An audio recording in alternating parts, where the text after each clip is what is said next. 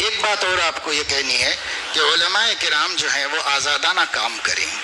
بسا اوقات بہت جگہوں پر یہ ہو رہا ہے کہ بات تھوڑی سی بعض لوگوں کو تلخ لگے گی، لیکن حقائق یہاں سب بول رہے ہیں. اس لیے میں بھی ایک اپنا 50 سالہ تجربہ آپ کے سامنے رکھنے کے لیے یہ بات کہہ رہا ہوں کہ بہت جگہوں پر علماء کو مختلف محاذوں پر کام کرنے میں سب سے بڑی مانع تبلیغی جماعت ثابت ہو رہی ہے.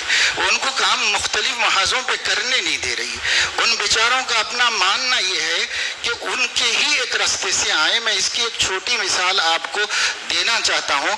جب میں حفظ کر رہا تھا ہردوئی میں، اس وقت میں ایک طالب علم ہردوئی ہی سے پڑھ کے دیوبند سے فارغ ہو کے دعوت و تبلیغ میں سال لگا کے آئے اور حضرت سے یہ شکایت کرنے آئے کہ آپ کے مدرسے میں دعوت کا کام نہیں ہوتا ہے. اس پر حضرت بہت سی مثالوں سے ان کو سمجھا رہے تھے، صبر سے اپنے ہی شاگرد کو.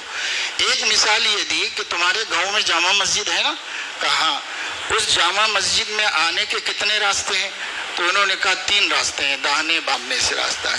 اگر عصر کی اذان ہو جائے اور اس مسجد کے اندر لوگ نماز پڑھنے آئیں، ایک راستے سے آپ آتے ہیں، باقی لوگ دوسرے راستوں سے آئیں، تو وہ جو دوسرے راستوں سے آئے وہ عصر میں شریک ہوئے کہ نہیں ہوئے؟